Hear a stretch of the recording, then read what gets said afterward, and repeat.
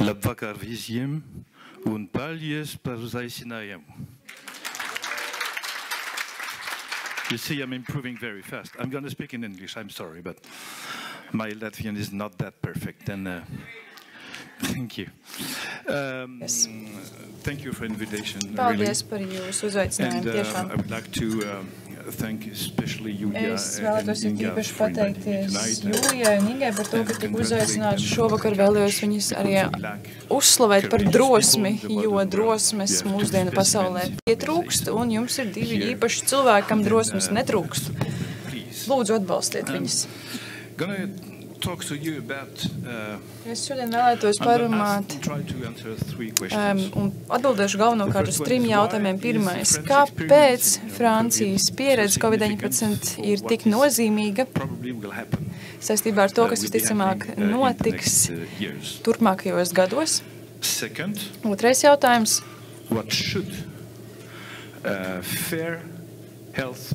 No kā vajadzētu kādai būtu jābūt taisnīgai veselības aprūpei, un treškārt, par ko mēs īsti pastāvam. Kas tad mums stāv pretī, par ko mums jācīnās?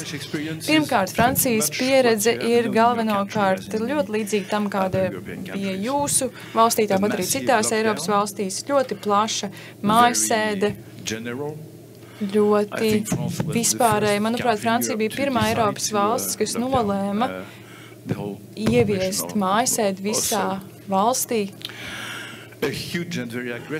Tāpat ļoti milzīga un agresīva vakcinācijas kampaņa.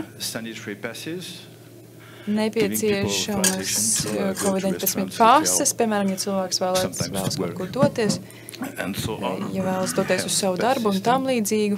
Tātad tika izstrādāt šādu veidu sistēmu. Tāpat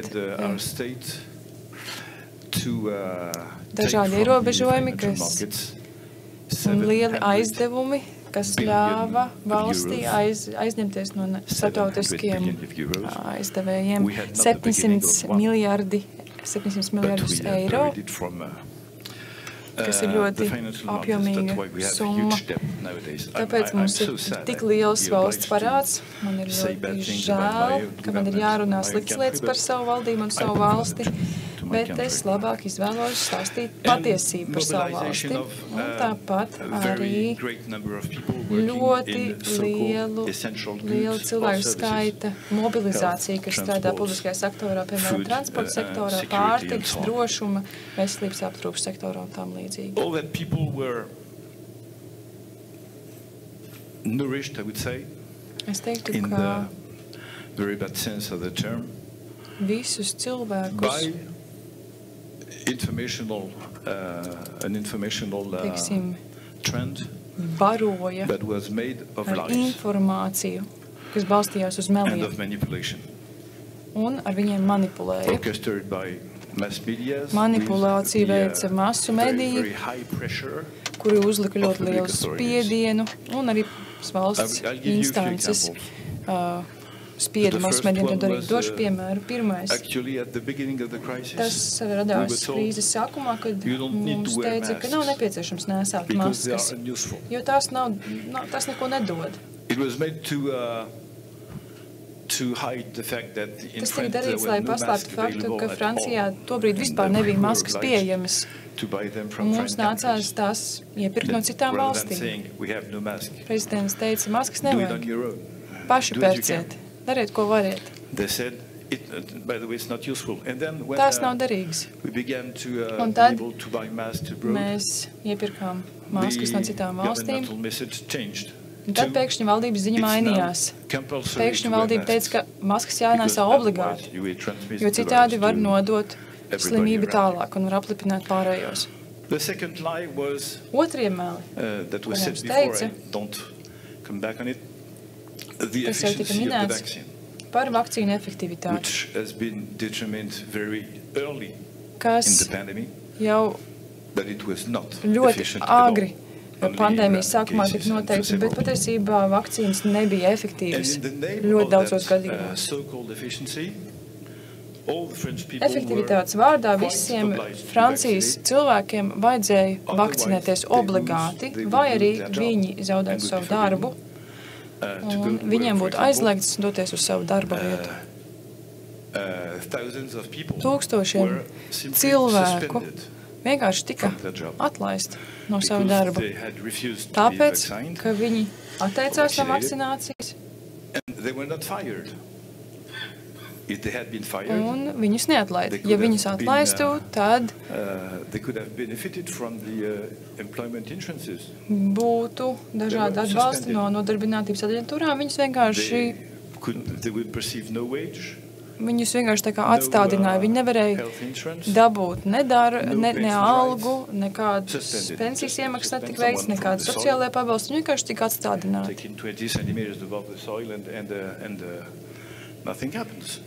Un tad arī nav nekas jādara, ja viņi tiek atstādināti.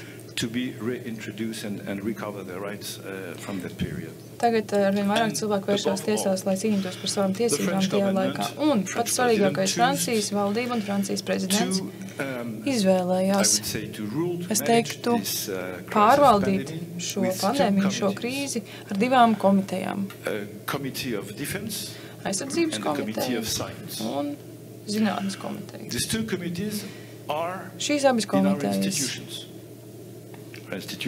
ir institūcijas. Institūcijas var, piemēram, risināt dažādas debates, organizēt konferences. Viņi klausa prezidentam. Viņi saka, klausīsim prezidentam, ja viņš saka, ka tā jādara, tad viņš zina labāk. Bet konstitūcijā tā nav teikts. Tur nav teikts, ka šāda veida tikšanām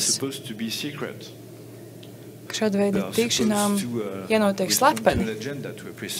Tām ir jāatbilst ļoti konkrētai dienas kārtībai, lai atbildētu uz jautājumiem. Viņām ir jābūt pieejamām cilvēkiem, lai sabiedrība zina, kas tiek apspriests šādās tikšanās reizēs. Kāpēc? Tāpēc, ka aizsardzības komiteja un zinātnes komiteja tiek sasauktas, lai tiktu galā ar teroristu krīzēm, kara krīzēm, milzīgām zinātnes problēmām, ar ko valstī ir jātiek galā, kad ir ļoti smagi lēmumi jāpieņem. Piemēram, kur ir tieši apdraudējums, piemēram, teroristi vai notiek karš, tas viss ir skaidrs. Protams, ka tādas tikšanās var būt slepenas, tas ir skaidrs, ne visu var atklāt, un tad tās tikšanās tiešām var būt konfidenciālas, bet runājot par veselības aprūpes krīzi, katram cilvēkam, katram individam rūpēja, kas tur tiek apspriests. Kāpēc tas tā notika? Tas bija vienkārši tāpēc, lai varētu atvieglot darbu. 3 gadus Francijas parlamentam nebija jāpieņem pilnīgi nekāds lēmums saistībā ar veselības aprūpes krīzi. Un to visu tagad apkopojot, ko mēs tad iegūstam? Mums ir meli. Meli, tā ir tā galvenā ziņa, ko mēs saņemam. Apslēpta informācija par to, kā krīzi pārvaldīja. Mums ir meli par to, kāda ir zinātniskā patiesība, kādas ir zinātniskās hipotēzes.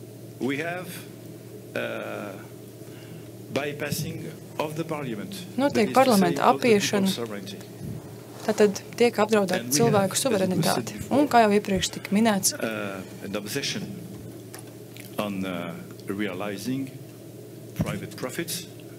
kur tiek minēts tas, pat būtībā galvenais motīvs rīcībai bija privātā peļņa, nevis sabiedrības labums. Es varu pateikt, kas notiks nākotnē, ja Pasaules veselības organizācija PVO pandēmijas līgums tiks pieņemts dalību valstīs. Kas tajā ir teikts? Es ļoti vienkāršošu. Bet vēlāk detaļas varēšu pastāstīt sīkāk. Pirmais pāns gadījumā, ja notiek pandēmija, Pasaules veselības organizācija nolemj katras dalībvalsts vārdā, kāda politika ir jāievieš. Kāda veselības rīcība politika ir jāievieš. Otrais pāns. Kas var nolemt, ka mēs esam pandēmijas stāvoklī? Atbilde – Pasaules veselības organizācija. Un tad ir pavisam skaidrs, kas notiek. Šī organizācija, kurās piedalās arī mūsu valstis, kur ir aptuveni 180 valstis no visas pasaules, šī organizācija uzņemas tiesības pati par sevi neatkarīgi izdomāt un ieviest veselības rīcību politikas, spiežot tās dalību valstīm ieviest tieši šādu politiku, nekādīgi to neapspriežot un nediskutējot ar dalību valstīm. Nedaloties ne ar kādiem datiem par veselības aprūpi, par dažādām krīzēm. Bez jebkādiem veidiem stāties pretī šādiem lēmumiem vai iesaistoties citas politikas nolemšanā. Ko tas nozīmē? Tas nozīmē to, ka mūsu valstis zaudēs savu suverenitāti. Tas nozīmē to, ka ārsti zaudēs savas pilnvaras izrakstīt pacientiem zāles, kuras viņi uzskata par vislabākajām konkrētajā situācijā. Un visi saprot, ka gadījumi ir ļoti individuāli. Viens pacients var būt tāds, vienam kādas citas zāles būs vajadzīgas. Un mēs visi kopā, mēs zaudēsim iespēju iesaistīties šo lēmumu pieņemšanā.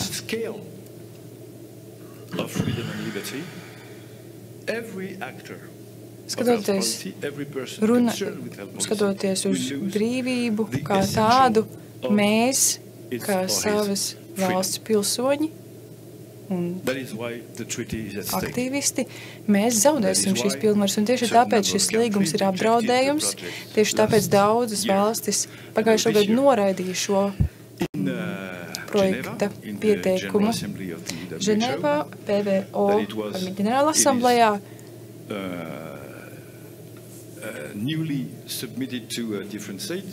Tika vēlreiz iesniegts šis pieteikums, ir sākušās jaunas diskusijas par to, ka varbūt to varētu apstiprināt nākamajā jūnijā, un tieši tāpēc pirmā atbildība, kas mums šobrīd ir pārliecināt mūsu valstu parlamentus nepieņemt šo līgumu. Un visbeidzot, pēdējais, ko vēlējos par to teikt, PVO ir laba ideja. Es atkārtošu, PVO ir laba ideja. Jūs varat man pēc tam uzdot jautājumus, ja vēlaties. Ideja tajā, ka ar datiem dalās, lai uzlabotos veselības aprūpi nabadzīgiem cilvēkiem, tā ir laba ideja. Bet es vēlos pabeigt savu teikumu. Bet no paša sākuma PVO cēlās, PVO noteica savu mērķi, kā brālību un pēc aptuveni 50 gadiem, pāris gadus pēc tam, kā tā tika radīta, viņi noteica dzimstības kontroli. Piemēram, tas, ka Āfrikā ir pārāk daudz cilvēku, lai notiktu ekonomikas attīstība, un tāpēc mums ir jāierobežo dzimstība agresīvā veidā, piemēram, ar sterilizācijas kampaņām, ar citām kampaņām. To viņi darīja 50. gados. Visu stāstu un visu vēsturi par šo organizāciju nestāstīšu, bet pēdējā mēneša laikā dokumenti par seksuālo izglītību bērniem vecumā no 3 gadiem, bērnu dārzos, skolās. Tur ir dažādi šādi ieteikumi. Un PVO cenšas iedrošināt, tā cenšas ietekmēt visus aspektus, kas saistās ar mūsu veselību, ar mūsu ikdienu. Tā kā, principā, viss ir saistīts ar veselību mūsu ikdienā. PVO tādējādi kļūst par to organizāciju, kas vēlas valdīt par visu pasauli, nevis, lai to darītu valstis. Man vienalga, kā tas izskatās no malas, cik radikāli tas izklausās, bet tas, ko es jums tikko stāstīju, tas viss ir pierakstīts. Tie ir oficiāli dokumenti, tie ir atrodami. Es varu citēt katru dokumentu, katru ideju, ko es šodien minēju savā prezentācijā. Un mēs domājam, ka labāk patiesība nekā meli. Labāk publiskais kopējais labums nekā privātā peļņa farmācijas industrijai un citiem uzņēmumiem. Mums pašiem ir jānosaka savs liktenis nevis mākslīgiem intelektam vai kādai citai pasaules organizācijai. Tie ir mūsu uzskati, tāpēc es priecājos, ka ir valstis, kurā cilvēki runā par to un kuri ir gatavi cīnīties par to. Lielas paldies!